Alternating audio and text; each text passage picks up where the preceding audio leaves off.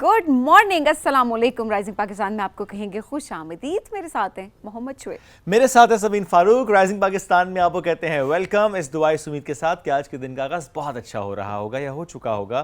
कल भी हम ये बात कर रहे थे कि सर्दियों में दिन का आगाज़ करना मुश्किल होता है, आदत डालनी पड़ती है, आहिस्ता आहिस्ता आदत डल जाती है।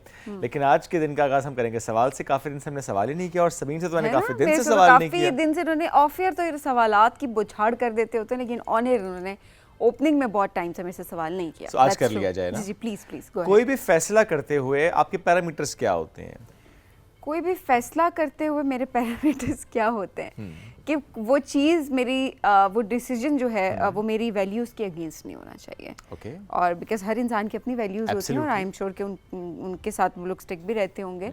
सो मेरे प्रिंसिपल्स, मेरी वैल्यूज़, उसके अगेंस्ट वो चीज़ें नहीं होनी चाहिए, no matter what. Okay, that's wonderful. बल्कि हम आज आपसे भी पूछते हैं कि कोई भी फैसला करते हो, चाहे वो प्रोफेशनल लाइफ में फैसला आपने करना हो या पर्सनल लाइफ में कोई डिसीजन आपने लेना हो, क्योंकि अक्सर ये होता है ना कि हम किसी से राय लेते हैं, किसी से पूछते हैं और समटाइम्स ये होता है कि उसका आप पे असर होता है, उसकी राय आप पे असरअंदाज होती है, और समटाइम्स ये होता है कि आप पूछते ही नहीं हैं, you just decide at your own. कुछ लोगों की पर्सनैलिटी इतनी स्ट्रांग होती है, उनका इतना एक्सपीरियंस होता है, इतना विजडम होता है, इतना इंटेलेक्ट होता है कि वो एक दुरुस्त फैसला करते हैं, एक अच्छा फैसला करते हैं। बाज़ औक़ात ये होता है कि आपका फ़ैसला गलत भी हो जाता है। तो आज का हमारा मौजू ये है कि अगर फ़ैसला गलत हो जाए, अगर वो उस वक्त साबित कर दे कि वो आपका गलत फ़ैसला था, क्योंकि ये भी होता है ना कि जब चीज़ें उस तरह से नहीं हो रही होती, जिस डायमेंशन में आपने समझा है, सोचा होता है, फिर आप ये कहते हैं अरे काश वो कर लिया होता। ये जो ज़िंदगी में काश है ना, ये मैं अक्सर कहता हूँ नहीं होना चाहिए। पहले सोच समझ के कर लें and once you have decided something stick to it. बिल्कुल ऐसा ही है, लेकिन आपने डिसाइड कर ली कोई चीज़, उसके बाद भी इफ़ यू थिंक कि वो चीज़ आपके हक में बेहतर नहीं जा रही, आपके गोल्स के साथ अलाइन नहीं हो रही, आपसे रॉन्ग डिसीजन हो गया। सही बात है। मुझे नहीं लगता कि इसमें कोई वर्ड में यूज़ नहीं करना चाहती वो, बट यस, अपने जो डिसीजन है उसको रिकंसिडर कर लेना चाहिए। I think it's fine. आप जो है वो अपने डिसीजन को रिकंसिडर करें, इसमें कोई बुराई नहीं होती। बट ये नहीं होता कि मैंने एक बार डिसीजन ले लिया, अब चाहे कुछ भी हो जाए, हाँ, मैं खूह में गिर जाऊं, लेकिन फिर भी मैंने क्या करना है, मैंने जो है उस डिसीजन के साथ रहना है, क्योंकि मैंने जो है वो डिसीजन ले लिया था। तो नो, अल्लाह ने अक्ल से नवाजा है, अक्लमंदी का जो मुजाहरा करना चाहिए और उस अक्ल का इस्तेमाल करना चाहिए और उसके हिसाब से अपनी जिंदगी के फैसले आपको करने चाहिए। और कभी-कभी ये होता है ना, जब कोई रास्ता नहीं नजर आ रहा होता तो वापस मुड़ जाए ना, तो नहीं मुड़ जाए, but at the same time जब कोई रास्ता आपको लग रहा है कि मुड़ने का भी रास्ता नहीं है, फिर ठीक है, you go with the flow, अल्लाह पे भरोसा रखें, चीज़ों को आगे लेके चलें पॉजिटिविटी के साथ और नए रास्ते तलाश करें। अच्छा, इसमें ये भी होता है जिस वक्त आपने फैसला किया होता है उस वक्त उन हालात के हिसाब से आपकी वो जो एक लिमिटेड इन्फॉर्मेशन है उसके हिसाब से वो ठीक फैसला होता है। बट विद टाइम जब आप आगे बढ़ रहे होते हैं, वो हालात बदल जाते हैं, डायनामिक्स चेंज हो जाते हैं, आपके पास इन्फॉर्मेशन मज़ीद आ जाती है, तो फिर आप अपने उस डिसीजन को या तो रिकन्सिडर कर लेते हैं या आप उस वक्त के हिसाब से एक नया फैसला कर लेते हैं, उस तरफ मुड़ जाते हैं, उस तरफ चल पड़ते हैं। ये भी बहुत इंपॉर्टेंट होता है। ये दुरुस्त आपने कहा सबीन के, ये नहीं कि बस मैंने फैसला कर लिया तो अब बस मैं आगे बढ़ूंगा उस तरह। No, don't do that. आपने वक्त को समझते हुए, हालात की नज़ाकत का इदराक करते हुए आपने डिसाइड करना होता है कि अब आपने क्या करना है। सो बड़ा ये डिसीजन भी लेना बहुत ज़रूरी होता है कि आपने किसके साथ काम करना और किसके साथ काम नहीं करना। मैं और शेब अक्सर इस चीज़ में बहुत मार खाते हैं। तंग आ गई है। नहीं, जो हम फ्रीलांसिंग की बात कर रहे हैं, या लेट्स सपोज आप कोई किसी और वेंचर पे काम कर रहे हैं, तो इट्स वेरी इंपॉर्टेंट कि आपके बहुत सारी चीज़ें जो हैं उनको नापना तोलना आपके लिए बहुत ज़रूरी होता है कि अच्छा, क्या मुझे इसके साथ काम करना है, नहीं करना, क्या मुझे इन वैल्यूज़ के साथ चलना है, नहीं चलना। ये सारी चीज़ें ना आपको माइंड में रख के ज़रूर चलना चाहिए। बट समहाउ दुनिया है, धोखा है, होता है। असल में सबीन सारा मसला रोटी दा। बट मैं ये बात करती हूँ कि जब लोग किसी की हक तलफी करते हैं, मुझे नहीं लगता कि उनके रिस्क में कहीं ना कहीं बरकत होती होगी, बिकॉज़ हलाल में ही बरकत है। अगर आप किसी का हक मारते हैं और उसके बाद आप कोई डिसीजन लेते हैं अपनी ज़िंदगी का, या आप आगे बढ़ रहे होते हैं और आपको लगता है जी आप महल बना लेंगे, गाड़ी बना लेंगे, उस चीज़ में बरकत नहीं रहती। और ठीक है, आपके पास उस वक्त वो माल ज़रूर है, बट उस माल में बरकत नहीं है। ये बड़ी डिफरेंस है इस चीज़ के अंदर कि उस चीज़ में बरकत है या आपके पास वो चीज़, क्योंकि वो चीज़ कब तक रहती है आपको ये नहीं पता। दूसरी बात ये, उसके बारे में सवाल होगा। तो ये अपने माइंड में रखना बहुत इंपॉर्टेंट होता है कि अल्लाह हर वक्त हमें देख रहा है और इस चीज़ को हमें मद्देनज़र ज़रूर रखना है थ्रू आउट कि अच्छा कोई नहीं देख रहा लेकिन वो ज़ात है जो देख रही है, और हमें किसी की हक तलफी नहीं करनी। एब्सोल्युटली, ज्यादती ना करें, किसी के साथ भी ज्यादती ना करें। रिफ्लेक्ट योरसेल्फ, ज़रा सोचें, बैठें किसी वक्त में और सोचें कहाँ कहाँ पर किस किस के साथ ज्यादती आपने किया है। समटाइम्स हो जाता है कि आपको नहीं मालूम होता और समटाइम्स आपको पता होता है और आप उसके ऊपर कोई ना कोई तावील दे रहे होते हैं कि नहीं वो तो ये वजह थी, वो तो ये मामला था, या मैं वहाँ फंसा हुआ था इसलिए मैंने ये कर दिया। No matter what, reasons matter नहीं करेंगी। वो जो आपने किसी की हक तलफी की है, किसी के साथ ज्यादती की है, किसी को परेशान तंग किया है, जब तक आप उससे माफ़ी नहीं मांग लेते, कंपनसेट नहीं कर देते, तब तक वो मामला यहीं पे रहेगा, बिकॉज ये हकूकुल इबाद है और ज़ाहिर है इसका सवाल होना है। एनीवेज जी, हम बढ़ेंगे अब आगे एक ब्रेक की तरफ। जब ब्रेक से वापस आएंगे, some amazing guest will be with us, उनसे करेंगे बात इस ब्रेक के बाद। This is Rising Pakistan.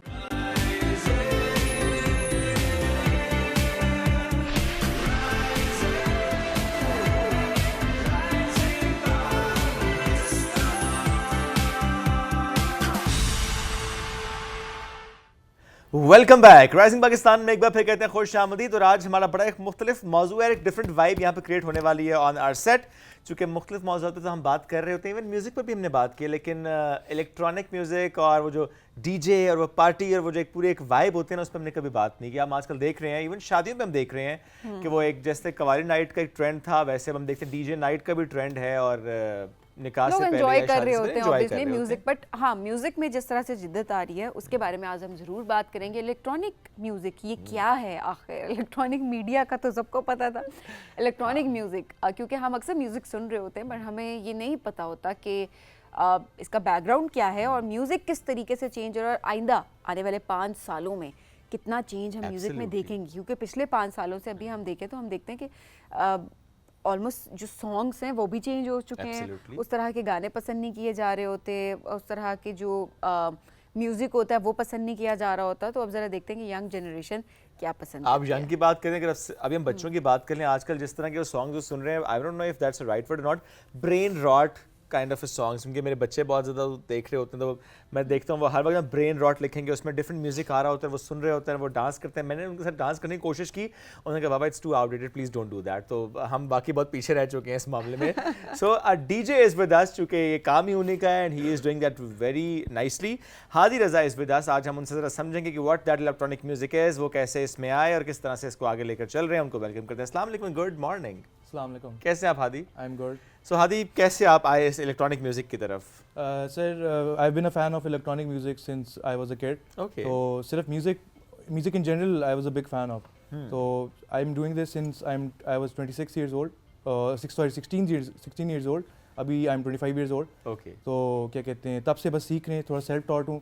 अपने होम घर के अंदर मैंने अपने बेडरूम में अपना एक सेटअप बनाया हुआ है, सब है मेरे पास, मैंने सारा इक्विपमेंट रखा हुआ है। तो तब से ही शौक चढ़ा था। Okay. और अगर बिग फेस्टिवल्स होते हैं पूरी दुनिया के अंदर, सबसे बड़ा फेस्टिवल एक टुमारोलैंड का फेस्टिवल, अगर आपने सुना हो बिल्कुल। तो उसी को देख के, उसी पे आर्टिस्ट को सुन के मुझे इंस्पिरेशन मिली कि I want to do something like this. Okay, electronic music थोड़ा इसको एक्सप्लेन करें। जी, इलेक्ट्रॉनिक म्यूजिक बेसिकली कोई भी म्यूजिक है जो आप डिजिटली प्रोड्यूस कर रहे हैं। पुराने ज़माने के अंदर इस तरह होता था, जब लोग ट्रेडिशनली इंस्ट्रूमेंट्स को यूज़ करते थे म्यूज़िक रिकॉर्ड करने के लिए। कोई भी इंस्ट्रूमेंट हो सकता है, चाहे वो गिटार हो, चाहे वो पियानो हो, कुछ भी हो सकता है। अब इलेक्ट्रॉनिक म्यूज़िक इस तरह प्रोड्यूस होता है कि आपके पास डिजिटल ऑडियो वर्क स्टेशन होते हैं इन योर लैपटॉप। Okay. आप अपने लैपटॉप के ऊपर कोई भी साउंड क्रिएट कर सकते हैं, कोई भी साउंड रेप्लिकेट कर सकते हैं। अच्छा। आप अपने लैपटॉप के ऊपर भी पियानो की साउंड भी क्रिएट कर सकते हैं, गिटार की भी साउंड भी क्रिएट कर सकते हैं, फ्लूट की साउंड भी क्रिएट कर सकते हैं। तो आजकल मॉडर्न डे एंड एज के अंदर सारा इलेक्ट्रॉनिक म्यूज़िक बेसिकली जो म्यूज़िक है वो सारा इलेक्ट्रॉनिकली प्रोड्यूस हो रहा है, चाहे वो रैप म्यूज़िक क्यों ना हो। आपने देखा होगा इस तरह काफ़ी ज़्यादा रैप म्यूज़िक आजकल पाकिस्तान के अंदर आ रहा है, वो सब इलेक्ट्रॉनिकली प्रोड्यूस हो रहा है ऑन देयर लैपटॉप्स। Okay. बाकी बहुत सारा म्यूज़िक अब शिफ्ट कर चुका है ट्रेडिशनल इंस्ट्रूमेंट से इलेक्ट्रॉनिक म्यूज़िक के ऊपर। Okay. इसमें पॉप सॉन्ग्स भी काफ़ी ज़्यादा इलेक्ट्रॉनिकली प्रोड्यूस होते हैं। इसी तरह जो मैं प्ले करता हूँ या मैं प्रोड्यूस करता हूँ वो बेसिकली इलेक्ट्रॉनिक डांस म्यूज़िक कहलाता है। ठीक है। और ये एक यूरोपियन कल्चर है, साउथ अमेरिकन कल्चर है। बाकी पूरी दुनिया के अंदर जो है वो इसको काफ़ी ज़्यादा सराहा जाता है और काफ़ी ज़्यादा लोग इस पे जो है वो सुनते हैं, इसकी काफ़ी बड़ी फ़ैन बेस है। और ये ज़्यादातर क्या क्लब्स में, पार्टीज़ में, डीजे पार्टीज़ में ही ज़्यादा प्ले हो रहा होता है? जी, यूजली डांस के लिए बना है, तो ठीक डांस पे ही लोग डांस के लिए इस्तेमाल करते हैं। लेकिन सही। इस पूरी दुनिया के अंदर इस म्यूज़िक की बहुत बड़ी फ़ैन बेस है। अब जिस तरह ये यूरोपियन कल्चर है तो बाहर के मुल्कों में लोग इनको वैसे भी सुनते हैं। आप किसी भी कैफ़े में चले जाएं, खाना खा रहे हो, कुछ भी कर रहे हो, आप लाइक रैंडमली सुन रहे होंगे। तो Okay. जी, वो एंजॉय करते हैं। अच्छा, वैसे ही गाड़ी में भी अक्सर जो है म्यूजिक इस तरह का लगा लोग एंजॉय कर रहे होते हैं। बर्थडे पार्टीज पे या बच्चे उस लिहाज से एंजॉय करते हैं, शादियों पे हम देख रहे होते हैं अब ये ट्रेंड जो है वो कॉमन होता जा रहा है। अच्छा, हम जरा कुछ सुन लेते हैं ना। हाँ, सुनने के साथ साथ मजीद समझना भी हमें एक जिस तरह आपने कहा ना, गाड़ी में भी सुन रहे होते हैं, कहीं पे शादियों पे भी या कहीं क्लब में भी। सो क्या वाकई ये मैंडेटरी होता है कि डीजे शुड बी देयर जो कि उसे कंट्रोल कर रहा है, या कि नहीं एक दफ़ा आपने प्रोड्यूस कर लिया इलेक्ट्रॉनिकली, आपने रिकॉर्ड कर लिया, then you can use it later on? Sir basically DJ का काम होता है, डीजेस के अंदर भी मुख्तलिफ किस्म के डीजेस होते हैं। डीजेस का काम होता है बेसिकली ऑडियंस के लिए एक जर्नी क्रिएट करना। अब यूजली ये होता है कि जो आप शादियों की जिस बात करें या कमर्शियल इवेंट्स पे जो आप देखते हैं डीजेस, वो ज़्यादातर ओपन फॉर्मेट डीजेस होते हैं। ओपन फॉर्मेट डीजेस इस तरह होते हैं कि वो कमर्शियल म्यूजिक प्ले करते हैं जो आवाम के साथ, जो मैसेज के साथ रेजोनेट कर सके, ताकि जब कोई भी मैसेज में उनको कोई गाना सुने, आपने अक्सर सुना होगा कि वो लोग पॉपुलर रीमिक्सेस यूज़ करते हैं ऑफ पॉपुलर सॉन्ग्स, ताकि आवाम उससे रिलेट कर पाए। अगर मैं फॉर एग्जांपल उस आवाम के सामने एक अंडरग्राउंड म्यूजिक प्ले करने लग जाऊंगा, तो मोस्टली लोग यही समझेंगे कि भाई ये क्या प्ले कर रहा है, हमें तो नहीं समझ आ रही। तो इस तरह डीजेस में भी डिफरेंशिएशन होती है। शादियों में अलग किस्म के डीजेस प्ले करते हैं, क्लब्स के अंदर अलग किस्म के डीजेस प्ले करते हैं, पार्टीज पे अलग किस्म के डीजेस प्ले करते हैं। इस तरह मुख्तलिफ डीजेस होते हैं। ओके, सो क्या इसमें ऐसे है कि जिस तरह अभी पूरा सिस्टम आपके सामने है, तो उसमें जिस तरह डिफरेंट म्यूजिकल इंस्ट्रूमेंट्स की साउंड्स जो प्रोड्यूस हो रही हैं, and then you are mixing it as per your own G knowledge, right? Basically storytelling होती है। हम लोग बेसिकली जब हम लोग डांस फ्लोर के ऊपर प्ले कर रहे होते हैं, तो हम लोग बेसिकली एक जर्नी क्रिएट कर रहे होते हैं फॉर द ऑडियंस। तो फॉर एग्जांपल वो जर्नी क्या हो सकती है? वो जर्नी से बेसिकली साउंड जो है हम जो प्ले कर रहे हैं वो रिप्रेजेंट कर रही है किसी इमोशन को जो अगले लिसनर को या डांसर को फील हो रही है, और वो डांस फ्लोर पे उसी तरह डांस करता है या फॉर एग्जांपल फील करता है। और इसमें इस तरह से है कि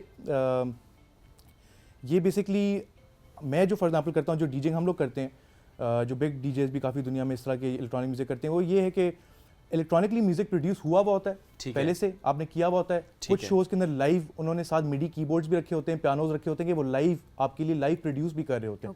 और इसमें इस तरह से कि आप एक टाइम पे 5 to 6 डिफरेंट ट्रैक्स आप प्ले कर रहे हो एक साथ। तो आप सोचें जब एक ट्रैक एक प्ले हो रहा है और उसके साथ 2-3 ट्रैक्स और इंस्ट्रूमेंट्स प्ले हो रहे हैं, तो वो एक इंटायरली एक डिफरेंट साउंड क्रिएट हो जाती है। ओके, तो वो एक स्टोरी होती है, एक डिफरेंट वाइब भी क्रिएट हो जाती है। अच्छा हादी, हम कुछ सुनेंगे लेकिन साथ साथ जरूर बताइएगा कि अभी जो आप हमें सुनाने लगे वो क्या जर्नी है, उसकी क्या वाइब है, उसकी पीछे क्या स्टोरी है, और क्या मॉर्निंग के हिसाब से अलग होता है कोई म्यूजिक? जी, मॉर्निंग के हिसाब से अलग होता है। अब यूजुअली हाउस म्यूजिक होता है, वो थोड़ा सा स्लोअर म्यूजिक होता है। जी, हाउस म्यूजिक। जी, अब टेक्नो म्यूजिक है, वो थोड़ा सा क्लब म्यूजिक है, वो थोड़ा तेज म्यूजिक होता है। ठीक है जी, वो पीक टाइम म्यूजिक होता है। सो अभी आई थिंक हमारा फिर हाउस म्यूजिक इज बेटर। जी, हमारे लिए अभी house music is better because morning time के लिए वो बेस्ट है। चलिए हम let's have that house music. जी, मैं आपको सुनते हैं और समझते हैं। वो जो कहा ना कि कहानी सुनाते हैं म्यूजिक के थ्रू, एक जर्नी होती है जिसमें आपको लेकर जा रहे होते हैं, और हर वक्त के हिसाब से म्यूजिक थोड़ा सा बदल जाता है।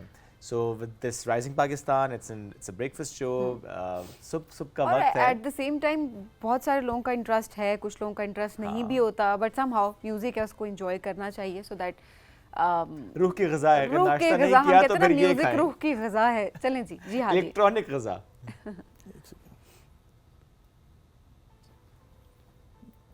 ओके, तो इन्होंने सबसे पहले कुछ वहाँ से सेटअप किया है। जी, ये बेसिकली लैपटॉप के साथ कनेक्ट होता है। ओके, अभी टाइम है। अच्छा चलें।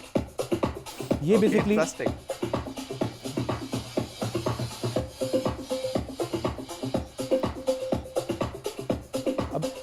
अगर मैं आपको साथ साथ एक्सप्लेन भी करूं या आप ये सुन लेंगे पहले? एक्सप्लेन करें तो अच्छा है ना। ये बेसिकली हाउस म्यूजिक है। ओके, तो house music basically slower BPM पे होता है। आपने देखा होगा, आपने शायद सुना हो कि बेसिकली हर चीज़ का म्यूजिक का टेम्पो होता है। ठीक है जी, तो इसका tempo is usually slower then what I play. अच्छा, ये भी स्लो है। जी, ये स्लोअर है। ये आपको फिर भी तेज लग रहा होगा, लेकिन ये फिर भी स्लोअर है। ओके जी, सही।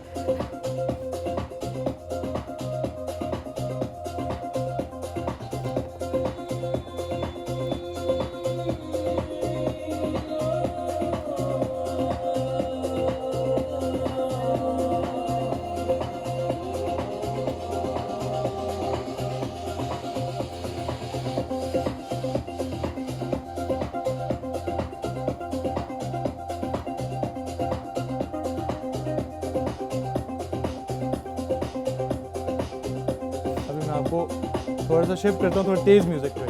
ओके, सो अब ये हाउस म्यूजिक ही है, लेकिन इसमें हम अब थोड़ा तेज पे जा रहे हैं। तो हाल जब आप प्ले कर रहे होते हैं, साथ साथ आप डांस भी करते हैं? जी जी करते हैं, करना पड़ता है ना, कि एक पूरी वाइब बनी होती है। मेरा बेसिकली मैं आपको थोड़ा सा इस तरह से भी बता देता हूँ कि मैं one of the few artist हूँ जो अपना पूरा सेट जहाँ मैं परफॉर्म करता हूँ, मैं कैमरास के साथ उसको विजुअली रिकॉर्ड भी करता हूँ, फिर मैं उनको यूट्यूब पे अपलोड करता हूँ। Okay. तो आप जब भी मेरा सेट इस तरह सुनना चाहोगे तो आप यूट्यूब पे जा सकते हो, आपको बिल्कुल इसी तरह फील होगा जैसे आप सामने बैठ के उस पार्टी पे मेरा म्यूजिक सुन रहे हो। और देखिए यूट्यूब पे जब आप अपलोड करते हैं तो एक अर्निंग भी स्टार्ट हो जाती है with the passage of time, obviously एक टाइम पे। लेकिन वो मकसद नहीं है, मकसद अपना पैशन पूरा करना है। और सबसे पहली बात मैं आपको ये बताऊंगा कि मैं अपने लिए प्ले करता हूँ, मैं किसी और के लिए प्ले नहीं चलो, करता। ये बड़ी Might अच्छी sound बात है। selfish, लेकिन जो नहीं, ये मुझे एक्सप्लेन करें, अपने लिए प्ले करने से क्या मुराद है? Because he loves it. जी अपने लिए Nobody loves करने से it, मुराद but- इस तरह के कुछ केसेस में ये होता है कि आप ऑडियंस की सुनते हैं, ठीक है, और कुछ केसेस में उस तरह होता है कि हमारा क्रिएटिव विजन तब बाहर निकलता है जब हम अपने आप की सुन रहे हो। अगर मैं अगले के लिए प्ले कर रहा हूँ कि हम कॉन्स्टेंटली सोच रहे हो कि यार अगले को क्या चाहिए, अगले को क्या चाहिए, उसमें हमारी क्रिएटिव विजन कोई नहीं होगी। अच्छा, ये अच्छा एक्सप्लेन किया, बिकॉज नॉर्मली हमें देखते हैं कि किसी भी ऐसी गैदरिंग में आप ये देख रहे होते हैं कि अच्छा जो ऑडियंस जो गैदरिंग है बिल्कुल। उसकी क्या वाइब है, वो किस बिल्कुल। तरफ को जा रहे हैं, तो आप उसके हिसाब से भी म्यूजिक को तेज कर देते हैं। बिल्कुल आप करते हैं, वो आप रूम को रीड करते हैं, क्राउड को रीड Yes, करते हैं, वो आपकी yes. बात बिल्कुल करेक्ट है। अब लेकिन हमारे जॉनर ऑफ म्यूजिक में इस तरह से है कि हम लोग जो है वो जब तक अपने आप को पसंद नहीं आएगा, जब तक हम वो फील नहीं करेंगे, तब तक हम वो प्ले नहीं कर और सकते। जब तक आप एंजॉय नहीं करेंगे, आप दूसरों प्ले को नहीं किस कर तरह- सकते, जी, एंजॉय जब तक- करवा ही नहीं सकते। बिल्कुल, कर- सो जैसे ये आपने कहा ये हाउस म्यूजिक है, जी, ये राइट? house इसमें music और कितने जॉनर्स होते सर हैं? बहुत ज़्यादा जॉनर्स हैं। बेसिकली ये एक बड़ी टर्म है इलेक्ट्रॉनिक डांस म्यूजिक, इसके सब जॉनर्स हैं। हाउस म्यूजिक हो गया, प्रोग्रेसिव हाउस हो गया, मेलोडिक हाउस हो गया, फिर फ्यूचर हाउस हो गया, टेक हाउस हो गया। टेक हाउस यूजुअली क्लब्स वगैरह में प्ले होता है। और फिर जो है वो टेक्नो म्यूजिक हो गया। Okay. जी techno music basically European culture. So हम क्या साथ साथ ये कर सकते हैं, हम गुफ्तगू भी कर रहे हैं, आप जिस तरह हाउस म्यूजिक अब शिफ्ट करेंगे, टेक्नो म्यूजिक की आपने जी, जैसे मैं बात की है, आपको- जी, इसी मैं- इसी पेस पे, I mean not pace, volume volume हम ये, इतना रखें सो दैट ताकि हम साथ बात भी कर सकें। आई डोंट नो उस वॉल्यूम की वजह से वाइब आएगी नहीं नहीं, आएगी, आई थिंक but आ हम- जाएगी बिकॉज बात भी साथ साथ बहुत इंपॉर्टेंट है। अच्छा हादी, यंगस्टर्स आपके साथ आपको लगता है कि आ रहे हैं इस तरफ इलेक्ट्रॉनिक म्यूजिक की तरफ बहुत एंड जी डीजे? बहुत ज़्यादा आ रहे हैं। हमारी कम्युनिटी पाकिस्तान के अंदर बनी हुई है, लिसनर्स की भी, जो हर सही। शोज़ पे अटेंड करते हैं, और काफ़ी ज़्यादा प्रोड्यूसर्स और डीजेज हैं जो कि एक्चुअली म्यूज़िक बना रहे हैं, बाहर प्ले भी कर रहे हैं। हाँ। और हम आर्टिस्ट को इधर भी बुला रहे हैं, इंटरनेशनल आर्टिस्ट को, हमारे साथ कोलैबोरेट कर रहे हैं वो, और Okay. हम उनके साथ शोज़ भी क्यूरेट कर रहे हैं। अच्छा, एज अ प्रोफेशन लेके चल रहे हैं या जिस तरह आपका शौक है, आपके लिए थेरेपी है ये, जी। उसी तरह से जब आप बात करते हैं बाकी आर्टिस्ट से, जी सो वो भी एज अ प्रोफेशन इसको देखते हैं? कोई स्कोप आपको दिखाई देता है यहाँ पे? जी एज अ प्रोफेशन देखा जाए तो स्कोप एज सच नहीं है पाकिस्तान के अंदर, क्योंकि आपको पता है म्यूज़िक हमारा एज सच कोई कल्चर हम लोग इस तरह प्रमोट नहीं करते पाकिस्तान के अंदर। ज़्यादातर म्यूज़िक, डांस, ये सब कुछ टैबू ही माना जाता है। लेकिन देखिए जैसे अभी पाकिस्तान आइडल चल रहा है इस वक्त, जी, चल रहा है। म्यूजिक को लेके हम लोग बड़ा कनेक्टेड भी नहीं, और हैं। वैसे बड़ा बिल्कुल। जबरदस्त हमारा म्यूजिक है, बट ऑब्वियसली वो डिपेंड्स के लेकिन हम कल्चर लोग के ज़्यादा- पर्सपेक्टिव जी। से इट्स डिफरेंट। हम लोग ज़्यादा ट्रेडिशनल म्यूज़िक, हमारा जो अपना म्यूज़िक है, हाँ, सिंगिंग स्पेशली, that's ठीक है, true. हम उसके साथ Connected ज़्यादा है। एफिलिएट करते हैं अपने आप को। इस तरह का म्यूज़िक ज़्यादातर एसोसिएट होता है पार्टीज़ के साथ, तो जो कि मैं बिल्कुल उसको कैंसिल आउट करता हूँ कि ऐसा कोई बात नहीं है। ये म्यूज़िक मैं दिन रात सुनता हूँ, मुझे तो ये हाइप मतलब आप करता है। घर में भी लगा सकते हैं, जैसे हमने पहले भी बताया था, जी। डिफरेंट इवेंट्स होते हैं, आप उनमें भी इसको प्ले कर सकते होते हैं। तो एक चीज के लिए इसको हम I think it's a therapy as well. बिल्कुल as a Exactly. Therapy use हो सकती है। अच्छा, घर वालों की सपोर्ट है इस हवाले से? जी जिस सर, तरह मैं- हाउस म्यूजिक आपने जिस तरह चलाया, तो कभी हाउस में ये आपने प्ले किया और मैं अम्मी सारा वक्त अम्मी हाउस अपना में म्यूजिक प्ले बजा करता हूँ। मैं सारा वक्त हाउस में प्ले करता हूँ। मेरे वाले साहब, मेरी घर वाले अभी भी देख रहे होंगे, मैं उनको बता के जाता हूँ, मैं जहाँ जाता हूँ मैं उनको बता के जाता हूँ। अच्छा। तो वो मुझे अच्छी तरह सपोर्ट करते हैं, क्योंकि उनको पता है कि देखिए दो चीज़ें होती हैं जो मैंने सीखा है ज़िंदगी में। एक होता है इंसान जो एक चीज़ जो इंसान अपनी फैमिली के लिए करता है, अपने बहन भाइयों के लिए करता है, अपने माँ बाप के लिए करता है, और एक चीज़ होती है जो इंसान अपने आप के लिए करता है। तो दिस इज समथिंग, मुझे कोई इससे पैसे मॉनेटरी वैल्यू नहीं चाहिए, ठीक है, वो सही। बंदा साथ साथ निकाल लेता सही है, है। लेकिन this is what I love doing. नहीं, बट अगर आप Okay. अपने पैशन को ही प्रोफेशन बनाएं तो बड़ा जी। फायदा होता है। जी फायदा होता है, तो कोशिश वही है, इसीलिए हम Okay. लोग आज इधर बैठे हैं। सो मतलब आप जा रहे हैं उस तरफ। जी जा रहे हैं उस तरफ। That's what I was asking, कि ये नहीं है कि सिर्फ शौक है या आप घर पे करें या अपने किसी फ्रेंड सर्कल के साथ, आप प्रोफेशनली भी उसे लेकर बहरहाल चल रहे हैं, बिल्कुल। इवेंट्स करते हैं। जैसे आपने खुद कहा कि पाकिस्तान में ट्रेडिशनल म्यूजिक का ज़्यादा स्कोप भी है, ट्रेंड भी है, हमारी जनरेशन अभी तक कनेक्टेड भी है उससे, बट आई थिंक जो नई जनरेशन आ रही है वो थोड़ा सा इस तरफ आई है, बिल्कुल, शिफ्ट हुई है। बिल्कुल। सो ऐसे में क्या ये फ्यूजन भी नज़र आता है आपको इवेंट्स में जहाँ पे ट्रेडिशनल म्यूजिक भी हो एंड इलेक्ट्रॉनिक म्यूजिक भी हो, ताकि जितनी जनरेशंस वहाँ पे हो वो सबके लिए कुछ ना कुछ मौजूद सर हो? बिल्कुल होता है ये। अभी रिसेंट पास्ट के अंदर कुछ आर्टिस्ट हैं पाकिस्तान के अंदर ही जो हाउस म्यूज़िक को उन्होंने ट्रेडिशनल इंस्ट्रूमेंट्स के साथ मिक्स किया है, फ्यूजन बनाया Okay. है। हम लोग खुद अभी एक शो करने लगे हैं, मैं प्ले करने लगा हूँ 19 से 24 दिसंबर को। हम लोग एक एडवेंचर ट्रैवल पाकिस्तान एक कंपनी है, Okay. वो जो है वो टूर लेके जा रही है कैलाश वैली। Okay. वहाँ पे उनका चॉइमस फेस्टिवल होता है कैलाश के अपने बिल्कुल। लोगों का, तो वहाँ पे मैं उनके लिए 5 घंटे का लगातार सेट प्ले करूँगा और उनके लोकल आर्टिस्ट के साथ उनके इंस्ट्रूमेंट्स के साथ एक फ्यूजन क्रिएट करेंगे। एंड आई थिंक ये शायद पहली बार होगा कि वहाँ पे इस तरह से जी, इलेक्ट्रॉनिक ये म्यूजिक पहली दफ़ा होगा, बिल्कुल। इस तरह के इवेंट्स वहाँ पे हमने नहीं देखे। वहाँ नहीं उनका देखे। अपना एक कल्चर, अपना म्यूजिक एंड अपना डांस तो है, बिल्कुल। ये नहीं वो कैलाश का डांस इस म्यूजिक पे होगा। जी, हम लोग इस म्यूज़िक के साथ उसको इनकॉर्पोरेट Okay. करेंगे और बेसिकली मैं खुद एक पाकिस्तानी इलेक्ट्रॉनिक आइडेंटिटी क्रिएट करना चाहता हूँ। तो मेरी कोशिश यही है, मेरी एक डेब्यू ईपी रिलीज़ हो चुकी है कैनेडियन रिकॉर्ड लेबल के ऊपर पिछले साल के अच्छा। सही। अंदर। जी, अभी मेरी नेक्स्ट ईपी फरवरी नेक्स्ट ईयर के अंदर रिलीज़ होएगी और फिर उसके बाद मेरी कोशिश यही है, अभी मैं काफ़ी ज़्यादा प्रोजेक्ट पे काम कर रहा हूँ कि हम उर्दू वोकल्स को, हमारे जो अपने वोकल्स हैं उनको, हमारे जितने भी इंस्ट्रूमेंट्स हैं जो थोड़े से फोक म्यूजिक वाले हैं, थोड़े से ट्रेडिशनल इंस्ट्रूमेंट्स हैं, जिस तरह सितार हो गया, रुबाब हो गया, संतूर हो गया, उसको हम इनकॉर्पोरेट करेंगे इस तरह की म्यूजिक के साथ, ताकि हम अपनी एक इलेक्ट्रॉनिक आइडेंटिटी क्रिएट करें और हम लोग प्रमोट करें पूरे दुनिया के अंदर कि हम लोग और इलेक्ट्रॉनिक देखिए म्यूजिक ये होना भी चाहिए। और ये इस वजह से भी क्योंकि जिस तरह अभी आप ये बात करें ना कि हमारी तरफ एक्सेप्टेंस इस तरह की नहीं है, जी। तो जब आप हमारे थोड़ा सा कल्चरल एंगल इसके अंदर ऐड कर देंगे सो ऑब्वियसली लोगों का इंटरेस्ट डेवलप शुरू हो होगा, जाएगा और ऑब्वियसली वो कनेक्ट करना शुरू हो जाएगी, बिकॉज कनेक्शन बहुत इंपॉर्टेंट होता है, बिकॉज हर मुल्क का, हर जगह का अपना एक कल्चर होता है। बिल्कुल, आप सही तो कह आप अगर थोड़ा सा इसमें कल्चरल टच देंगे तो लोग वैसे ही, वाकई जिस तरह आपने बताया कि कैलाशी डांस इस पे होगा, तो ऑब्वियसली बाकी भी डिफरेंट इमेजिन ना चल रहे होते हैं। बलोची छाप हो रही हो इस पे एंड अतन हो रहा हो इस म्यूजिक पे, और इसी तरह डिफरेंट हमारे बट देन अगेन होना बड़ा culture ज़बरदस्त चाहिए, बिकॉज हम बड़े सेंसिटिव हैं इस मामले में, बड़े टची हैं जब हमारे कल्चर की बात होती है, कल्चरल वैल्यूज़ की बात हो रही हम ओवर सेंसिटिव हैं वैसे इस मामले पे, थोड़ा एक्सेप्टेंस होनी चाहिए। I think it's fine, because देखिए शुएब, कल्चर के पर्सपेक्टिव से अगर बात की जाए, वो ट्रेडिशंस, क्यों उनको ट्रेडिशंस कहते हैं, क्योंकि वो चले आ रहे होते हैं। चेंजेस तो बहुत सारी चीज़ों में होती हैं जो आप अडेप्ट कर रहे होते हैं। Okay. कल्चर इज समथिंग जो कि कल्चर है आपका, आपका ट्रेडिशन है जिसको आप लेकर चल रहे हैं। आपने एक्सेप्ट करना नहीं करना वो एक सेपरेट चीज़ होती है, बट स्टिल यू नो एक ट्रेडिशन है तो वो ट्रेडिशन ही रहेगा। नहीं, वो ट्रेडिशन के पर्सपेक्टिव से नहीं कह रहा, वो हम आपको याद होगा हमने पहले एक दफ़ा बात की थी ना कि हम बहुत से मामलात में कल्चर और रिलीजन को मिक्स कर जाते हैं। मैं उस नहीं, पर्सपेक्टिव वो से कह रहा था कि हाँ, वहाँ पे कोई perspective तो सेंसिटिव that होने is की wrong. जरूरत नहीं है। हाँ, वो जो आपका एक ओरिजिनलिटी है वो इंटैक्ट रहनी वो चाहिए, रहनी बहुत चाहिए। ज़रूरी है, लेकिन उसमें जिद्दत इस अंदाज से आना कि अच्छा जिस इलेक्ट्रॉनिक म्यूजिक में उसको इनकॉर्पोरेट करना कि आप उसे प्रिजर्व भी कर रहे हैं, उसको मैसेज तक लेकर जा रहे हैं, आप इंटरनेशनल लेवल पे उसे लेकर जा रहे हैं, तो ये तो ज़्यादा अच्छी बात है, आप उसे इंट्रोड्यूस करा रहे होते हैं। नादी, thank you very much for joining us today, great having you. ज़बरदस्त काम माशाल्लाह आप कर रहे हैं कि इट्स अ डिफरेंट थिंग जो कि आपने चूज़ की एंड आपने उसी पैशन को कहा कि अब मैं इसे आगे लेकर चलूंगा and with the support of family as well. Hadi, thank you once again for joining us Thank today. you very much. नाज़रीन, हम बढ़ेंगे बिग ब्रेक की तरफ, ब्रेक से वापस आएंगे, रहिए साथ, ये है Rising Pakistan.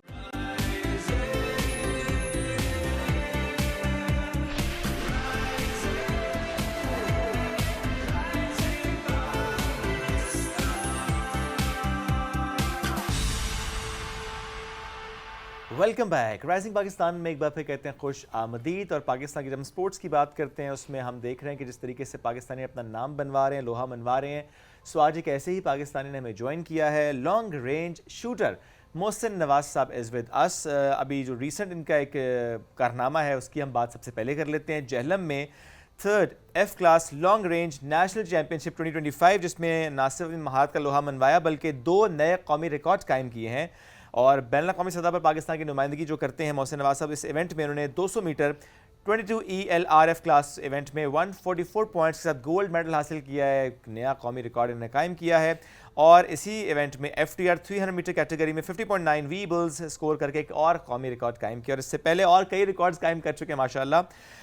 यूरोपी long range championship में सिल्वर मेडल हासिल किया था और उसी जगह पर 800 यार्ड कैटेगरी में 75.13 वी पॉइंट्स के साथ पाकिस्तान का रिकॉर्ड दोबारा हासिल किया था। That was in 2023। इसके अलावा साउथ अफ्रीका में भी है, बरतानिया में और कुछ इवेंट्स भी हैं, तो मुख्तलिफ इवेंट्स में पार्टिसिपेट और माशाल्लाह वाकई करते जो आए हैं। टेक्निकलिटीज है उनके बारे में तो हमें नहीं पता होता, अक्सर हम बस हाँ। यही देख रहे होते हैं कि It's a different sports. हाँ। एग्जैक्टली पाकिस्तान का नाम जो है वो किस तरीके से रोशन किया गया है, वो कौमी सतह की बात करें और हम Absolutely. इंटरनेशनल लेवल की भी बात करें, तो हम उस हिसाब से बहुत ज़्यादा हमेशा फख्र महसूस करते हैं हमारी यंगस्टर्स पे। तो आपकी मुलाकात करवाते हैं जी मोहसिन नवाज साहब। And he's also an emotional well-being coach and sports psychologist. हाँ, उनसे स्पोर्ट्स साइकोलॉजिस्ट, हाँ। ये एक टर्म है जिसको आज हम एक्सप्लोर करने की कोशिश Absolutely. करेंगे। अस्सलाम वालेकुम मोहसिन, कैसे हैं आप? वालेकुम सलाम। किस किस मुकाबले की मुबारकबाद आपको दें अभी हम? जितने मुकाबले आपने विन किए उन सब के लिए आपको बहुत ज़्यादा मुबारकबाद। तो इस टर्म को ज़रा एक्सप्लोर करने की कोशिश करते हैं। पहले स्पोर्ट्स साइकोलॉजिस्ट क्या है ये? बेसिकली जो when it comes to the sports, ये खेल की नफ्सियात है, और जब आप किसी भी स्पोर्ट्समैन की परफॉर्मेंस की बात करते हैं तो the most important aspect is के साइकोलॉजिकल उसकी वेलबींग कितनी है। पूरी दुनिया में जब when it comes to the sports, आप जब परफॉर्मेंस की बात करते हैं, बहुत सारे खिलाड़ी ऐसे हैं कि अपनी प्रैक्टिस जो है वो बहुत अच्छी करते हैं, Right. But when it comes to ground वो अपनी उस तरीके से परफॉर्मेंस नहीं दे पाते। हमारे पाकिस्तान में भी ये टैलेंट, क्योंकि मैं बहुत सारे टॉप एथलीट्स की कोचिंग भी करता हूँ, तो उसमें मैंने देखा है कि हमारे पास जो टैलेंट है वो वर्ल्ड चैम्पियन और ओलंपिक लेवल का पाकिस्तान में, बेशक। इसमें कोई दूसरी राय नहीं है। But when it comes to grounds performance तो उनमें वो परफॉर्मेंस नहीं दी जाती। तो वहाँ उनको जो जिसे कि हम परफॉर्मेंस एंजाइटी भी कहते हैं, Okay. एंजाइटी मुख्तलिफ़ किस्म की होती है, तो या जब pressure handling. आप इसको ये भी कह सकते हैं, तो वहाँ स्पोर्ट्स साइकोलॉजिस्ट का काम है और कोच का काम है कि मिल के उसकी साइकोलॉजिकल वेलबींग पे काम करें। इसमें सबसे जो ज़रूरी आंसर है वो है स्पोर्ट्समैन का कॉन्फिडेंस। Okay. और कॉन्फिडेंस में सबसे अहम चीज़ ये है कि आपने अपनी प्रैक्टिस को अपने मैच में डिलीवर करना है। आपका मुकाबला आपके कंपेटिटर के साथ नहीं है, आपका मुकाबला आपके अपने साथ है। आपने अपनी प्रैक्टिस को मैच में डिलीवर कर दिया, और वो प्रैक्टिस अगर आप समझते हैं कि वो आपने इस तरीके से अपनी आप को प्रिपेयर किया है कि आप उस मैच में अच्छी परफॉर्मेंस दे सकें, और अगर वो परफॉर्मेंस आप नहीं दे सके ऑन ग्राउंड, तो there is must be a psychological concern. वहाँ पर एक स्पोर्ट्स साइकोलॉजिस्ट का काम है कि उनकी काउंसलिंग करें, उनको इस चीज़ को देखें कि कहाँ वो चीज़ कॉम्प्रोमाइज़ है। अच्छा, इसमें जो सबसे इंटरेस्टिंग फैक्ट है वो ये है कि साइकोलॉजिकल कंसर्न की जब हम बात करते हैं, या हम जब फिटनेस की बात करते हैं, तो पहली चीज़ हमारी एक फ़िज़िकल फिटनेस सामने आती है। ऐसे ही है।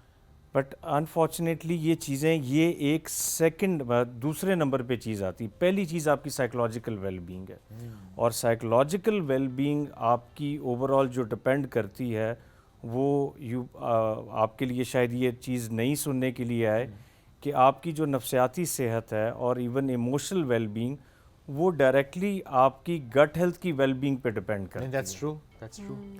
और गट हेल्थ के लिए the most important thing is कि अगर आपका अब ये as a psychologist, just for information knowledge, कि अगर आपकी गट हेल्थ जो है, जब द ओनली कंसर्न इज़ कि आपकी जो बायोलॉजिकल इन्वायरमेंट है वो आपने उसको अल्कलाइन रखना है। Okay, Okay. आपकी वेगस नर्व जो है वो डायरेक्टली आपके ब्रेन के साथ कनेक्टेड है। अगर आपकी बायोलॉजिकल इन्वायरमेंट जो है वो अल्कलाइन है, तो डेफिनेटली आप वो इक्वेशन बैलेंस हो सकती है। Okay. और अगर आपकी जो बायोलॉजिकल गट हेल्थ की इन्वायरमेंट वो एसिडिक है, तो आपकी थॉट्स भी एसिडिक हो सकती हैं। ओके। और ये मोस्टली आई थिंक एसिडिक हो जाते हैं, जो कि जिस तरह हम कार्बोनेटेड ड्रिंक्स और जिस तरह से हमारी रूटीन है हम उसे कर ही रहे होते हैं, acidic probably, isn't it? Exactly. इसमें जो सबसे दो इम्पॉर्टेंट चीज़ें हैं वो हैं जो कि मैं आमतौर पे लोगों हमारे पाकिस्तान में बहुत ज़्यादा कंज्यूम की जाती है, that is caffeine and coffee. और लोग अपनी सुबह का आगाज़ इन दो चीज़ों से करते हैं। पर अगर आप इसकी बायोलॉजिकल हेल्थ को पढ़ेंगे तो यू विल बी सरप्राइज कि ये दो चीज़ें हैं जो सबसे ज़्यादा एसिडिक करती हैं। ओके। और अगर आपकी एक रूटीन 10 या 20 साल से इस चीज़ की बनी हुई है तो डेफिनेटली वो चीज़ एक एसिडिक एनवायरनमेंट क्रिएट हुई है।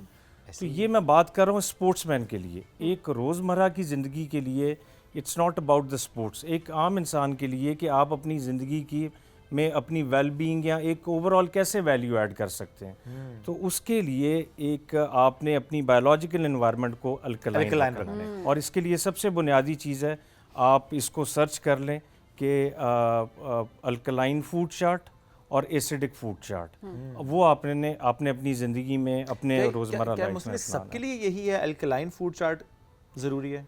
ये it's not about the sports. Okay, ये हर उस इंसान के लिए जो अपनी नफ्सियाती सेहत को या जज्बाती सेहत को बेहतर रखना चाहता है। ठीक है। क्योंकि अगर आपकी गट हेल्थ की इन्वायरमेंट एसिडिक हो गई है और पिछले 20 साल से है, तो डेफिनेटली वो आपकी जो वेगस नर्व है वो इक्वेशन बैलेंस ही नहीं है। ठीक है। तो वो टॉक्सिसिटी, वो एसिडिटी आपकी थॉट्स को अफेक्ट और करेगी। वो तो आप कोई भी काम करें तो उसमें वो रिफ्लेक्ट करेगी ही करेगी। और बाकी जो आपने कैफीन की बात की है, मैंने अक्सर लोगों को कहते सुना है कि जब वो कॉफ़ी कंज्यूम करते हैं तो उनको एंजाइटी होना शुरू हो जाती है, उनकी हार्ट बीट तेज़ होना शुरू हो जाती है। अच्छा, क्या ये चीज़ लिंक्ड होती है कि कहते हैं ना आपने पूरा दिन क्या खाया होता है, आपकी डाइट पे भी डिपेंड कर रहा होता है, फिर आपको ख्वाब जो आते हैं रात में वो भी आपकी साइकोलॉजिकल हेल्थ को रिफ्लेक्ट कर रहे होते हैं, बिकॉज आपको समझ नहीं आ रही होती कि क्या है सुबह उठ के आप सोचते हैं कि ये आपने क्या देखा, अक्सर आप भूल जाते हैं। लेकिन बाज़ औक़ात ऐसे ख्वाब आ रहे होते हैं कि आप वाकई सोच रहे होते हैं, तो आप जब कंसल्ट करते हैं किसी को, कहते हैं अच्छा अपनी डाइट बेहतर करो, अपनी रूटीन बेहतर करो, क्या ये इससे लिंक्ड होता है? 100% इससे लिंक होता है। मैं जब यूएस में अपना कोर्स कर रहा था, ये फिटनेस का, ये इसका शूटिंग का और बाकी सारी चीज़ों का, जो मेरा कोच था उसने सबसे पहले मेरे जो है वो ब्लड टेस्ट करवाया।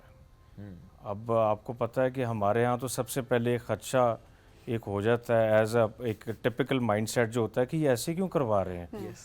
तो ही सेड कि मोहसिन, तुम स्पोर्ट्समैन बनना चाहते हो, एथलीट बनना चाहते हो, अगर एक अच्छे इंसान भी बनना चाहते हो तो तुम्हारी ओवरऑल जो ये इक्वेशन है गट हेल्थ की, या ये सारे जितनी चीज़ें मैं करवा रहा हूँ, ये बैलेंस होना चाहिए। रीज़न जैसे जो आपने पूछा कि आपकी जब साइकोलॉजिकल हेल्थ कॉम्प्रोमाइज़ हो गई है तो डेफिनेटली आपके सबकॉन्शियस के अंदर बहुत सारी चीज़ें हैं जो कहीं ना कहीं आपको एक डिस्टॉर्शन सी या एक्सप्लॉयटेशन क्रिएट कर रही होती हैं, तो वो आपकी रोज़मर्रा ज़िंदगी में अफेक्ट करेगी। और इसके अंदर सबसे ज़रूरी चीज़ है आपका स्लीपिंग पैटर्न, आपका RAM cycle, rapid eye movement. आप ये देखें कि हमारे यहाँ लोगों का लाइफस्टाइल, लोगों का ओवरऑल स्लीपिंग पैटर्न तो कॉम्प्रोमाइज़ है। यहाँ बहुत सारे लोगों की शिकायत है कि मुझे नींद ही नहीं आती। अब ये चीज़ अगर आप देखें तो आपकी जो ईटिंग हैबिट्स हैं या आपके मील के टाइमिंग्स हैं, वो लोगों के बहुत ज़्यादा जो है अफेक्टेड हैं, सारों के। अब हर बंदे की अपनी कमिटमेंट है। कोई बंदा कहता है मेरी ये मसरूफियत है या मैं टाइम नहीं दे सकता। ऐसे ही है। हेल्थ ये कहती है कि मुझे अपनी लाइफ का जो है वो 20% दे दो, मैं तुम्हें 80% अपनी ज़िंदगी का तुम्हें बेहतर कर दूँगी। और अगर आप उसको 20% अपनी लाइफ को हेल्थ पे टाइम नहीं देते, वो आपकी 80% लाइफ आपसे ले लेगी। और वंस अगर आपकी ज़िंदगी में आप बहुत सारे मेरे ऐसे स्टूडेंट्स हैं या जिनको मैं काउंसलिंग या कोचिंग देता हूँ, आपकी ज़िंदगी में जितनी मर्ज़ी मसरूफियत है, जितनी मर्ज़ी लेवल ऑफ कमिटमेंट है, वंस अगर आपको हेल्थ का मसला रेज हो गया है ना, आपकी दुनिया की सारी मसरूफियत सेकंड प्रायोरिटी पे चली जाएगी और आप हेल्थ को प्रायोरिटाइज करेंगे और दुनिया को भी मशवरे देंगे कि बस अपनी सेहत का ख्याल रखो। और वाकई ऐसे होता है कि आप जब कभी बीमार होते हैं, आपको बुखार ही सिर्फ होता है, तो आप ये कह रहे होते हैं कि आपकी सारी सक्सेस, सारे पैसे, वो सब एक साइड पे हो जाते हैं और आपकी हेल्थ आपकी प्रायोरिटी हो जाती है। सो आई थिंक ये एक बड़ी इंपॉर्टेंट चीज़ थी जिस पे आज डिस्कशन थी। बट ये सिर्फ जो लोग प्लेयर्स हैं उनके लिए नहीं है, स्पोर्ट्स के पर्सपेक्टिव से हमने सिर्फ बात नहीं की है, बट ओवरऑल वेलबींग कितनी इंपॉर्टेंट है। अब जरा आते हैं जी मोहसिन के अचीवमेंट्स पे। एब्सोल्युटली मोहसिन, ये जो लास्ट आपका जेएलएम वाला था, दैट्स समथिंग वेरी नाइस, और इसमें आपने 2 रिकॉर्ड्स कायम किए माशाल्लाह। थोड़ा सा शौक के मुतालिक भी बताएं, ये शौक डेवलप कैसे? बिकॉज नॉर्मली हमें सिविलियंस में ये शूटिंग का कल्चर या शौक उस तरह से नज़र नहीं आता। चलें फोर्सेस का हो, इवेंट्स में भी देखते हैं हम मोस्टली मुख्तलिफ ममालिक की फोर्सेस के ही एथलीट्स हमें नज़र आ रहे होते हैं, but you are participating as a civilian. 20 साल हो गए मुझे स्पोर्ट्स के अंदर, और अगर आप किसी भी खिलाड़ी को ग्लोबली देखेंगे जिसने कुछ अचीव किया है, तो उसने अपनी ज़िंदगी वक्फ कर दी है इसके ऊपर, उसने अपनी ज़िंदगी दे दी है इसके 20 ऊपर। साल आपने दे दिए हैं इस खेल को, देखें। और उसके बाद हमारे यहाँ क्योंकि इस स्पोर्ट्स की इतनी रिकग्नाइजेशन नहीं थी, इसको इतनी समझ नहीं थी लोगों की।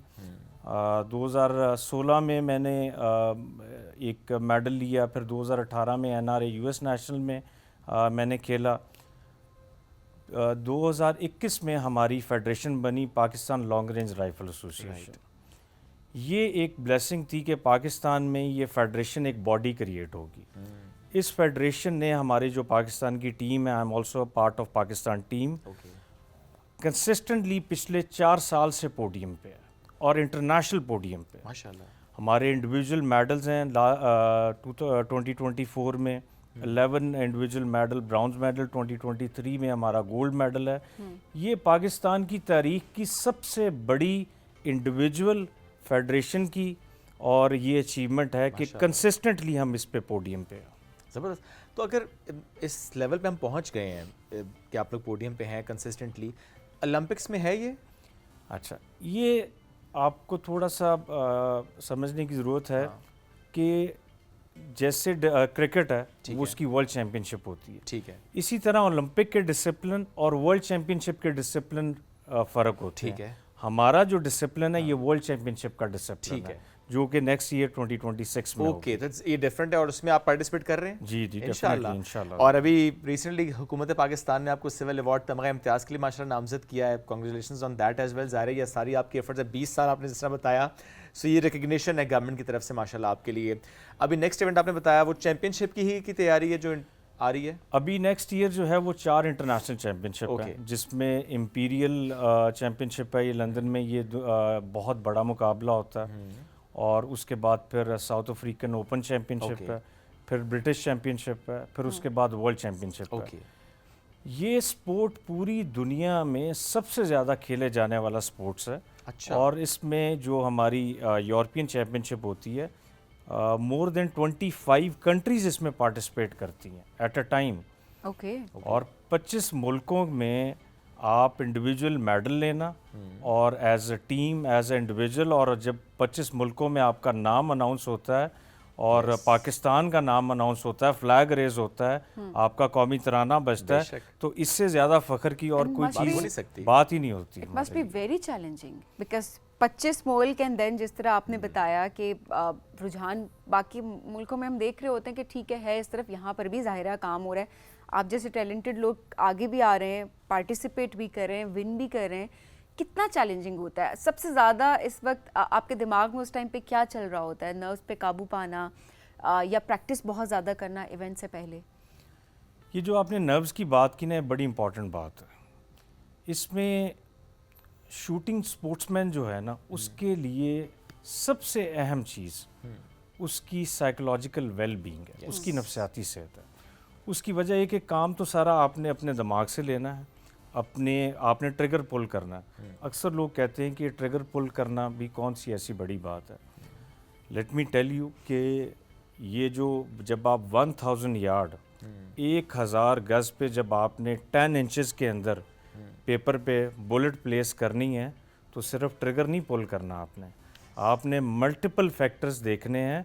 और सबसे इंटरेस्टिंग बात यह है कि आप कोई भी इलेक्ट्रॉनिक गैजेट यूज़ नहीं कर सकते, इट इज़ नॉट अलाउड।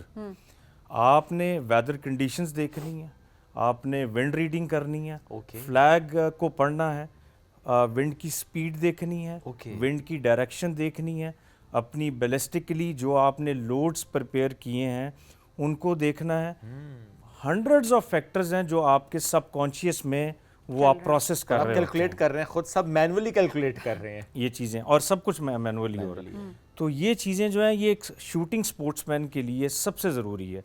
आप ये देखें, अगर आप ओलंपिक्स में ISSF के मैचेस देखें तो उनके पीछे जो एक बंदा जो अक्सर वो एक होता है, बिल्कुल, वो गाइड कर रहा होता है, वो उनका स्पोर्ट्स साइकोलॉजिस्ट होता है। ओके। पाकिस्तान में अनफॉर्चुनेटली स्पोर्ट्स साइंसेस का सब्जेक्ट है, पर स्पोर्ट्स साइकोलॉजिस्ट का जो एकेडमिकली ये डिसिप्लिन मौजूद नहीं है।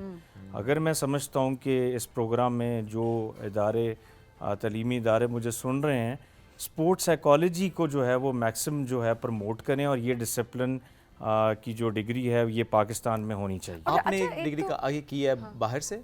जी, मैंने टेक यूनिवर्सिटी से Okay. डिग्री की है जी। लेकिन हाँ, पाकिस्तान में तो देखिए हमें ज़्यादा मोहसिन जैसे लोग नज़र आएंगे, बिकॉज हमें स्पोर्ट्स, इवन इन क्रिकेट हम देखते हैं कि बहुत से ऐसे हमारे टूर्नामेंट्स एंड कॉम्पिटिशन्स होते हैं, अब चैंपियनशिप्स होते हैं जहाँ पे हमें देखते हैं प्रेशर कि हैंडल नहीं कर प्रेशर पाती हैंडल है नहीं कर हमारी पाए। टीम ना, हमारी टीम तो वो ऑब्वियसली इस तरह से होता है कि लोग यही बात कर रहे होते हैं, अच्छा प्रेशर में आ गई टीम, बिकॉज टैलेंट तो मौजूद है वाकई। सारा जो बात है फिर वो तो दिमाग की है कि किस तरह से आपने अपने नर्व्स पे काबू पाना है। वो अच्छा, ये अगर स्पोर्ट्स साइकोलॉजी प्रॉपर डिसिप्लिन ना भी हो तो जो नॉर्मल हम साइकोलॉजी पढ़ते हैं उसके अंदर एक कैटेगरी तो ऐड हो सकती है प्रॉब्ली, या इसमें पढ़ाया जाता है ऑलरेडी? जी बिल्कुल, इसमें हो सकता है। इसमें the most important thing is मेरी नज़र में ये है कि इट्स नॉट अबाउट कि आप टैलेंट का निखार किस तरीके से करते हैं। टैलेंट होना, हुनर होना जो है वो अच्छी बात है। इसमें सबसे अहम बात ये है कि उस टैलेंट को उस मैदान में परफॉर्म करना, वो है अहम बात। इसमें हमारे यहाँ बच्चों का वर्ल्ड वाइड पूरी दुनिया के अंदर खिलाड़ी जो है वो 25 साल में नहीं बनता, खिलाड़ी 10 साल के बाद उसको एक्सप्लोर किया जाता है। पूरी दुनिया में एक प्रैक्टिस है एकेडमिकली, आपके स्कूल, कॉलेजेस, यूनिवर्सिटी के अंदर आपका टैलेंट हंट किया जाता है। ओके। जैसे आपने बहुत सारे ये प्रोग्राम देखे होंगे म्यूज़िक के और बाकी ये टैलेंट हंट के, उसमें स्पोर्ट्स के टैलेंट को हंट किया जाता है कि आप किसी भी स्पोर्ट्स में अच्छा परफॉर्म कर रहे हैं, ग्रो कर रहे हैं, आपने उस टैलेंट को वो लेकर आते हैं नेशनल पोडियम पे, नेशनल लेवल पे। अगर वो एज इंडिविजुअल अच्छी परफॉर्मेंस दे रहा है, उसको वो इंटरनेशनल लेके जाते हैं और फिर पूरी दुनिया में वो प्रेजेंट करता है। हमारे यहाँ बहुत सारे टैलेंट सरप्राइजिंगली जो है वो लोगों को पता लगता है कि ये भी एक टैलेंट है। आपने आपकी अपब्रिंगिंग, आपकी पेरेंटिंग, आपकी साइकोलॉजिकल वेलबींग, आपकी फिटनेस, आपकी मल्टीपल फैक्टर्स हैं जो एक बच्चे को बचपन से ही उसकी अपब्रिंगिंग में वो चीज़ें आती हैं। अगर एक वैल्यू आपकी 20-25 साल में डाली जा रही है और एक वैल्यू उसकी 10 साल में या 8 से 10 साल में वो चीज़ बेहतर की जा रही है, उसमें ज़मीन आसमान का फ़र्क। Very true, very true. Mohsin, goal क्या सेट किया है? देखें 20 साल इस स्पोर्ट्स में आप आगे आए, माशाल्लाह यहाँ तक पहुँचे, बट फॉर श्योर आपने कुछ तो और सोचा होगा, अच्छा यहाँ पहुँचना है, अब ये करना है, व्हाट्स दैट थिंग? मेरा जी जो गोल है वो मैक्सिमम ये है कि मैंने स्पोर्ट्स कल्चर को ग्रो करना है पाकिस्तान में, ठीक है, नंबर 1। नंबर 2, मेरा ये विजन है जो मेरे मेंटोर ने मुझे कहा था जब मैं यूएस में ट्रेनिंग ले रहा था। उसने मुझे कहा कि आप लोग जो पाकिस्तानी स्पोर्ट्समैन हैं, आप बड़े खुदगर्ज से हैं। मुझे बात बड़ी नागवार गुजरी और बड़ा मैंने अनकंफर्टेबल फील किया। मैंने कहा वजह क्या है, आपने एक बात क्यों कही?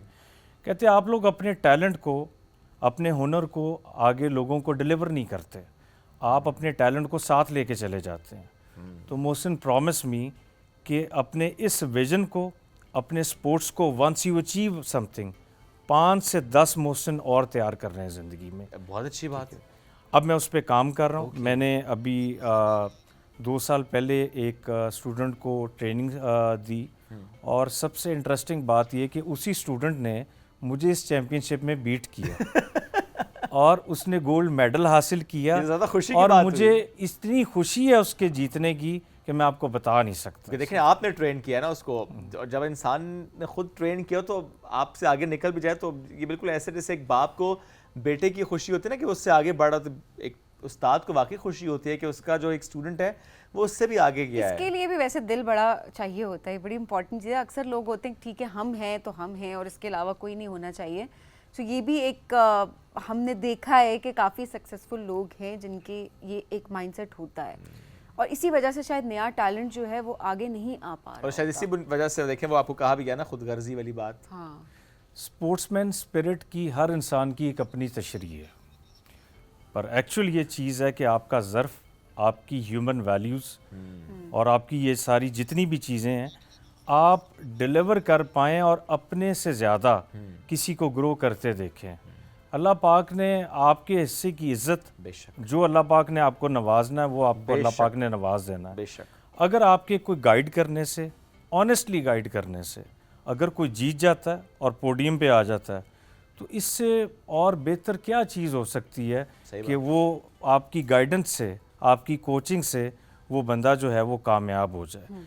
आपको जस्ट फॉर शेयरिंग बता रहा हूँ, आप किसी को कोई भी तोहफ़ा दे दें, उसका मटेरियलिस्टिकली उसका जो इम्पैक्ट है वो हफ्ता रहेगा, 10 दिन रहेगा, ऐसे ही है। पर आप उसकी ज़िंदगी में कोई वैल्यू ऐड कर दें, कोई चीज़ सिखा दें, वो लाइफ टाइम वो चीज़ उसका इम्पैक्ट रहेगा बिल्कुल उसकी ऐसा ही ज़िंदगी है। में। तो जाहिर सी बात है पॉजिटिव चेंज लोगों की ज़िंदगियों में लेके आए और अपनी ज़िंदगियों में भी लेकर आए, तो बहुत इंपॉर्टेंट। और मेंटल हेल्थ पे बहुत ज़्यादा काम करें। बिल्कुल, और इस पे आगे चल के हम बात भी करेंगे नेक्स्ट सेगमेंट में। बहुत शुक्रिया मोहसिन, बहुत आगे जाएं, पाकिस्तान का नाम इसी तरह और से ज़्यादा रोशन से ज़्यादा करते मोहसिन रहें। नवाज हमें दें। बहुत Thank you शुक्रिया once प्रोग्राम में again. ज्वाइन करने के लिए। नाज़रीन, हम बढ़ेंगे एक ब्रेक की तरफ, ब्रेक से वापस आएंगे, रहिए साथ। ये है राइजिंग पाकिस्तान।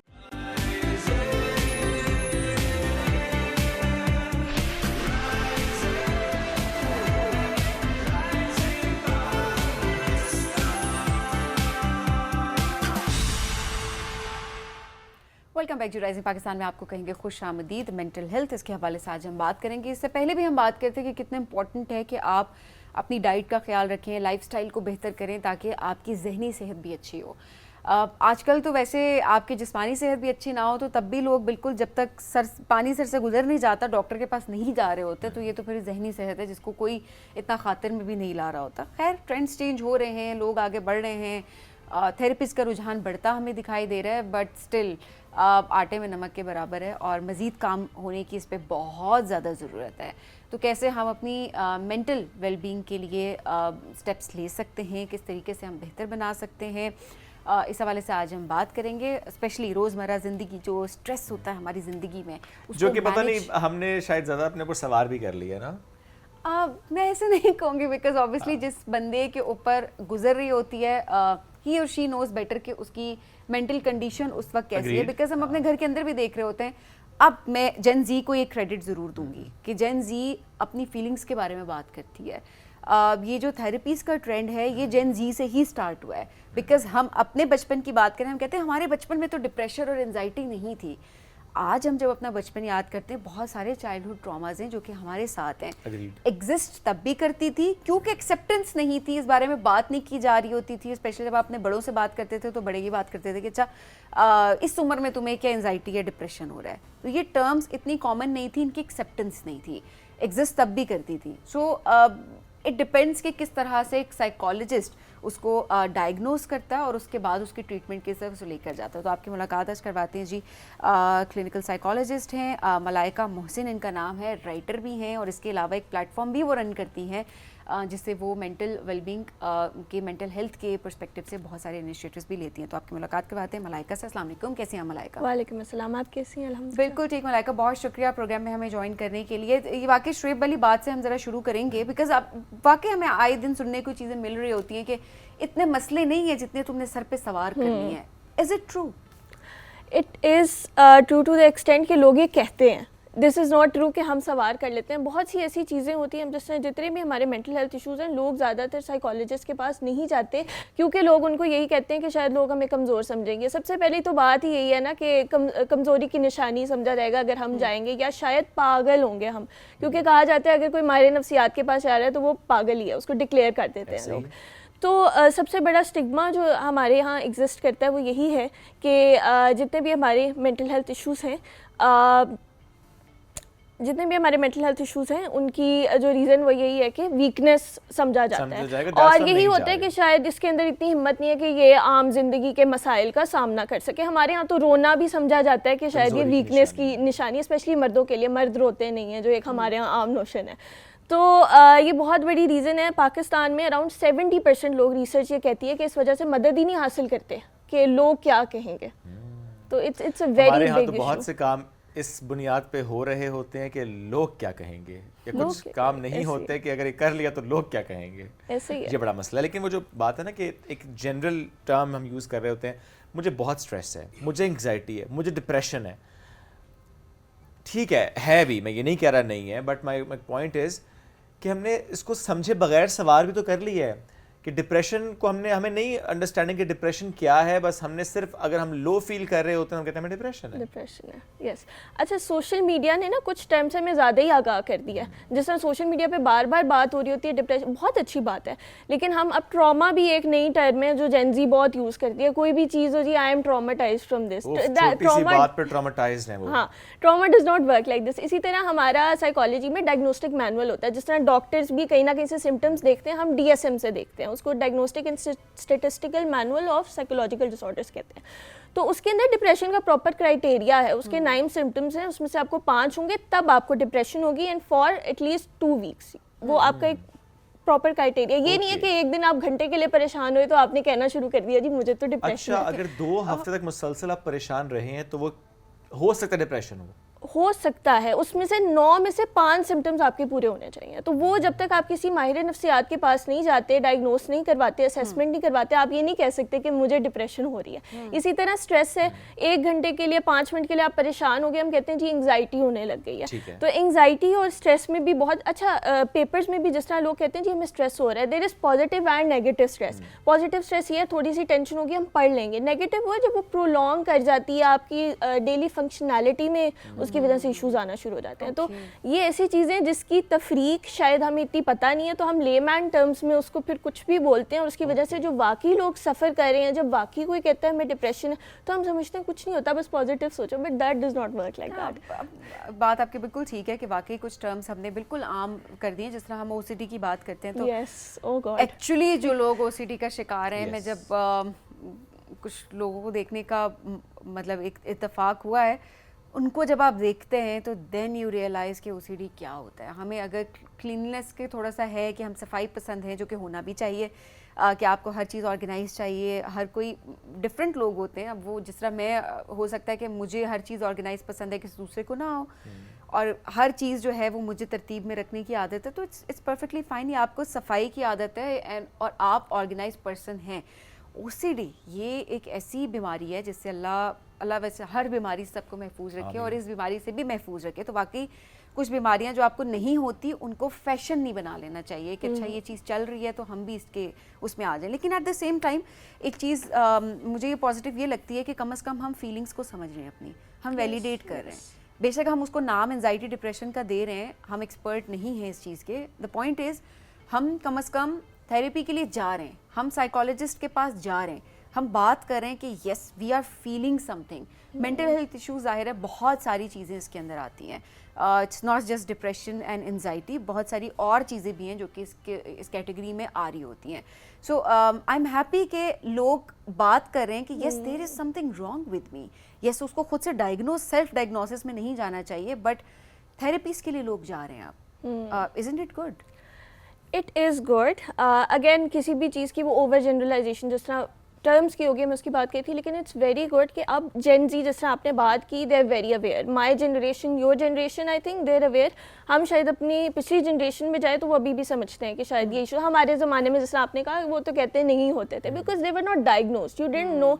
आप कहते थे जी सर में दर्द हो रही है, पट्ठों में दर्द हो रही है, समझ नहीं आता था क्यों हो रही है, because you had something going on in your mind.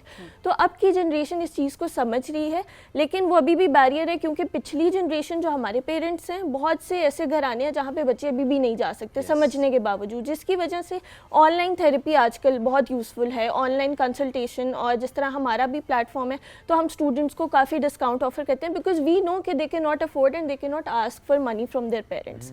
तो अवेयरनेस बहुत बढ़ रही है, and thank you to social media. वाकई ये जो प्लेटफॉर्म की बात आपने की, दैट्स सैंडबॉक्स, Yes, जिसके yes. थ्रू आप अवेयरनेस भी कर रहे हैं और सेशंस भी दे रहे हैं स्टूडेंट्स को भी, एंड आई थिंक everybody, जिसको भी yes. रिक्वायर्ड हो ऑनलाइन सेशंस हैं। Yes. So you have a team और what? Yes, we have a team of 100+ people from all over Mashallah. Pakistan, from different cities, from different institutes. That means कि अगर किसी को online के अलावा वो चाहता है कि मैं फिजिकल सेशन लूँ तो भी अवेलेबिलिटी Yes, है? yes. हमारे जितने भी साइकोलॉजिस्ट उसमें से काफ़ी सारे मुख्तलिफ शहरों में इन पर्सन क्लिनिक्स पे मौजूद हैं। तो if they book a session through us they get the discounted consultation of psychologist, specially for students, because हमारा शुरू से ये रहा है कि कोई रोता हुआ ना सोए। So that has been my motto since day one. Okay. So we try to compensate in every way that we can. अच्छा, ऐसे में चूँकि स्टिल हम इसमें देखते हैं कि नहीं जाते हम लोग थेरेपी करवाने के लिए, और समहाउ हमें लगता है कि हमें खुद कर लेना चाहिए, बिकॉज हम सोच रहे थे कि अच्छा क्यों जाएं थेरेपी के लिए, we should be strong enough कि हम खुद डील करें, बट ज़रा वी आर नॉट प्रोफेशनल, हम नहीं कर सकते। अपने आप में ये अंडरस्टैंडिंग को पैदा करना या अपने आप को एडमिट करवाना, और अपने फॉर एग्जांपल अपने आप फैमिली में तो अपने स्पाउस को या किसी भी रिश्ते में आप हैं उसको ये अंडरस्टैंड करवाना कि नहीं we need, or may be you need or maybe I need that therapy, और let's support each other to get that therapy. ये कितना ज़रूरी है?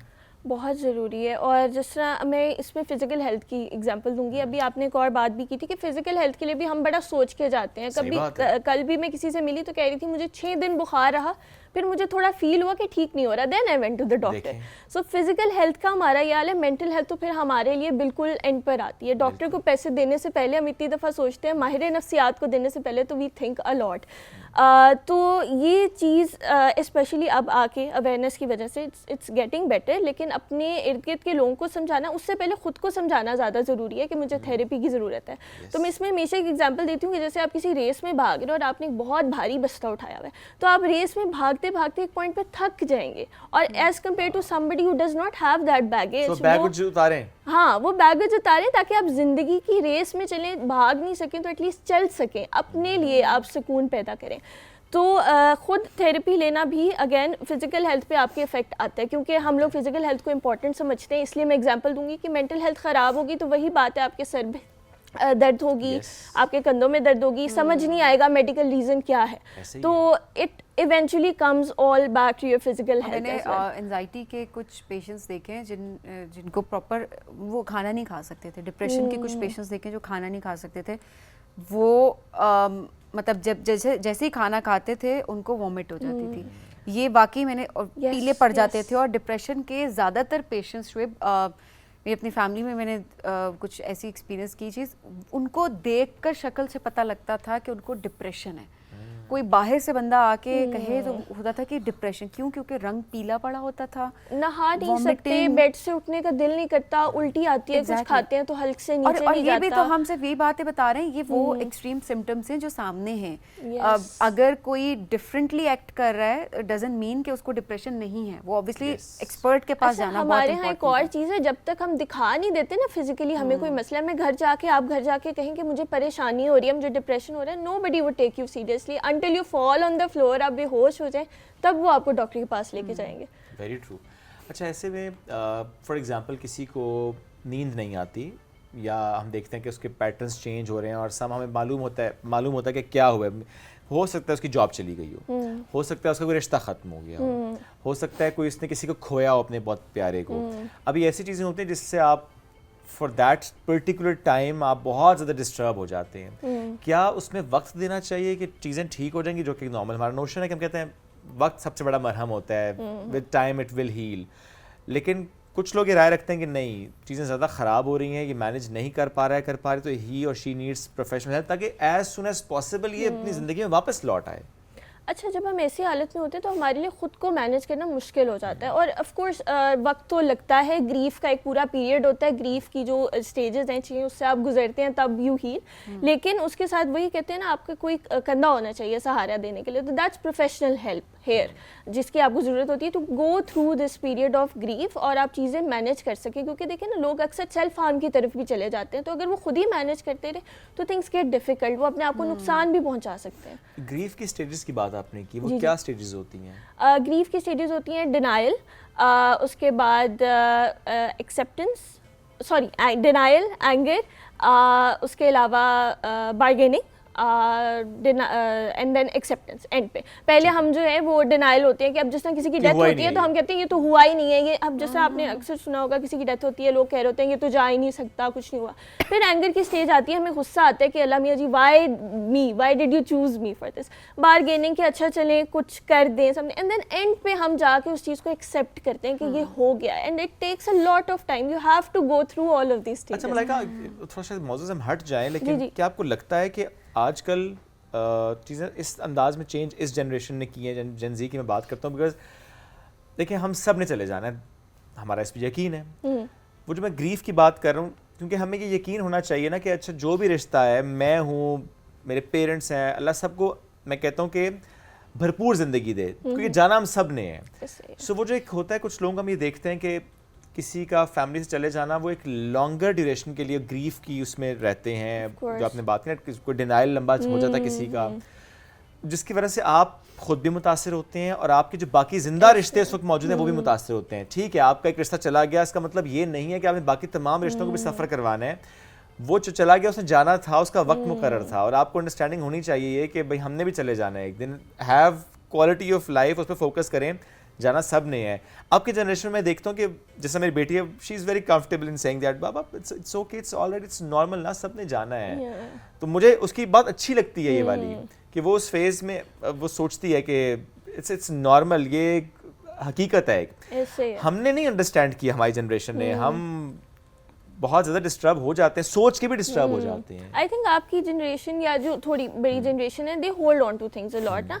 हमारी जनरेशन, हम मुझे लगता है सोशल मीडिया भी स्वाइप राइट स्वाइप लेफ्ट का इतना ज़माना है कि we just let go of friendships, of relationships. और इसी तरह ऑफ कोर्स फिर किसी की डेथ होती है तो वी रियलाइज कि अच्छा this is how life works. Yes, this should be like this, isn't it? I think yes, लेकिन हर चीज़ की एक वो भी नहीं बहुत देखिए, हाँ, हमारा मज़हब भी क्या बताता है कि अच्छा 3 दिन का सोग है ना, बिल्कुल आप सोग है उसका, दीन में भी यही है। आई थिंक कल्चरली भी ऐसा ही होना चाहिए, और होता भी है समहाउ। लेकिन मैं कह रहा हूँ कुछ केस में हम देखते हैं कि हमें बहुत प्रोलॉन्ग करने की वजह से प्रोफेशनल भी हम अपनी चीज़ों को ख़राब करते हैं, अपने बाकी रिश्तों को भी ख़राब करते हैं। And this is where therapy comes in, yes. Help, हाँ, इसमें थेरेपी आती है कि अगर ऐसी कोई चीज़ है तो आप बेहतर ये है कि थेरेपी लें। बट जो इंसान उस प्रोसेस से गुजर रहा होता है, उस ग्रीफ से गुजर रहा होता है, मुझे लगता है कि उसको ये सारी चीज़ें ना समझ आ रही होती हैं। तो हमारी जिम्मेदारी है कि हम उसके लिए कुछ करें। इर्द गिर्द के लोग हैं जहाँ पर उनकी जिम्मेदारी आती है कि वो उस अंधेरे से उस शख्स को निकालें। ये बहुत इंपॉर्टेंट है, क्योंकि मुझे लगता है कि जब किसी का अपना चला जाता है तो उसको मतलब वो उसको पता होता है कि वो किस प्रोसेस से गुजर रहा है। तो ये आई थिंक ये वाली चीज़ जो है, ये जो दुख है जिस तरह के हम, क्योंकि हम इंसान हैं, हम बहुत सारी चीज़ें प्रोसेस भी नहीं कर पा रहे होते। और सेकेंडली ये कि ये चीज़ें हमारे साथ चलती हैं। बेशक आप थेरेपी ले लेते हैं, आप उसको मैनेज करना सीखते हैं, बट वो ग्रीफ जो है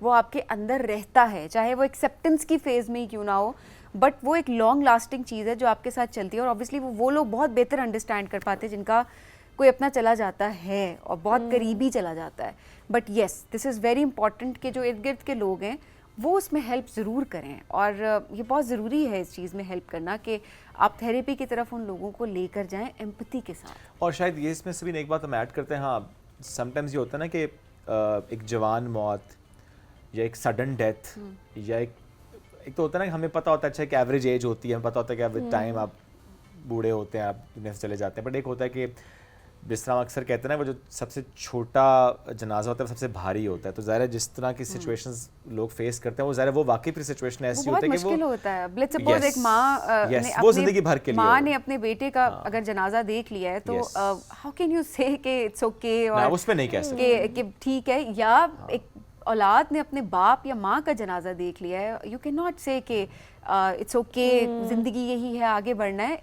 ठीक है, आइडियली ऐसे ही होता है कि आपका मज़हब भी कि सोग है, आगे बढ़ना है। At the same time it's very important कि आप उस ग्रीफ की स्टेजेस को पार करें, और उसमें बहुत टाइम लगता है। और एक्सेप्टेंस के बाद भी जो उस लास्ट फेज़ जो है, लास्ट स्टेज जो है ग्रीफ की एक्सेप्टेंस की, वो भी आपके अंदर रहती है। And it's okay to feel this things. आप ज़रूर इसको फील करें, आप ज़रूर इन स्टेजेस से गुजरें। मैंने वो लोग देखे हैं जो कि इस चीज़ में चले जाते हैं कि ठीक है, हो गई चीज़, लेट इट गो। अपेरेंटली वो ऐसे हैं इनसाइड, और आपके सबकॉन्शियस में कहीं ना कहीं वो चीज़ होती है, और वो फ्रस्ट्रेशन की सूरत में आपके सामने आती है, और आपको समझ नहीं आ रहा होता कि आपके साथ क्या हो रहा है उस टाइम पे। एंड देन आप थेरेपी की तरफ जाते हैं और आप कहते हैं कि हमें नहीं पता, मेरी तो ज़िंदगी में ऐसा कुछ इतना हुआ भी नहीं है कि मैंने फील किया हो और मेरे साथ एक चीज़ हुई हो। So it's okay to feel. वो फील करना भी ज़रूरी है। आई थिंक मैं शायद जिस डायमेंशन में सोच रहा हूँ सबीन, वो ये है कि हम अक्सर अपनी ज़िंदगी में वो नहीं कर रहे होते, और बाद में हमें ज़िंदगी में काश के लफ्ज़ इस्तेमाल करने पड़ते हैं। काश मैं ये कर लेता, काश मैं इस रिश्ते में इतना इन्वेस्ट करता, काश मैं आखिरी वक्त में ये कर लेता। हम ये चीज़ें लेके बाकी ज़िंदगी गुजारते हैं। पहले आपने नहीं किया, गलतियाँ हुई आपसे, ठीक है, इंसान है, गलती होती है, नहीं किया आपने, अब उस काश के साथ ज़िंदगी गुजारनी बाकी है आपने। और जो बाकी रिश्ते मौजूद हैं आप उस पर इन्वेस्ट नहीं कर रहे, आप एक और काश के लिए तैयार कर रहे हैं अपने आप को। मेरा ये पॉइंट है, जो बाकी रिश्ते हैं ना, एक चला गया ना, जो बाकी रिश्ते हैं जो वहां कमी रह गई यहाँ पूरी करें। जो उस वक्त आपने गलती करके सीखा है वो अब अप्लाई करें। ठीक है, sometimes you are not strong enough, take help. या बाकियों की जिंदगी पे मत ऐसा करें हाँ, कि किसी की जिंदगी हेल्प मुतासिर जरूर हो। लें, थेरेपी की मेरा तरफ ये जरूर point जाएं, हाँ, बहुत अभी important recently I met a therapist, उन्होंने कहा था कि some client came to him, उन्होंने कहा मेरे पास 6 महीने बाद है, क्योंकि that's whole period of grief. उसके बाद गो थ्रू इट। आप ग्रीफ से भाग नहीं सकते, किसी के लिए कोई स्टेज पहले आती है, किसी के लिए कोई स्टेज पहले आती है, but you can not run away from it. You should not. Yes, उस स्टेज, yes. सबीन ने भी कहा, स्टेज को पार करना है ना। Yes. उस स्टेज से गुजरना है, जरूरी है गुजरना Yes. है। डिनाइल में बहुत लंबा अरसा नहीं रह सकते। अब वक्त बड़ा मुख्तसर था, हमारा टॉपिक लंबा हो गया। किताब भी लिखी है आपने, 2 किताबें लिखी हैं। जी जी ओके, ये है जुगनू जबी पे। जी। हाँ, कितना कुछ- प्यारा नाम, yes. कितना प्यारा। हम आखिर में कुछ सुन लें इसमें से, आपको दूं किताब? अब मैं वैसे याद है? सुना देती- अरे वाह, क्या बात चलें है। जी। अक्सर होता है वो देख के होता है ना। चलें प्लीज। चलें जी। अच्छा, मैं आपको एक गज़ल सुना देती हूँ अपनी। ठीक है। एक दर्द की दवा नहीं होती है, एक दर्द की दवा नहीं होती है, उस शख्स से वफा नहीं होती है। वाह। बेवफा भी दुनिया में नाम पाते हैं, बेवफा भी दुनिया में नाम पाते हैं, हर जुर्म की सज़ा नहीं होती है।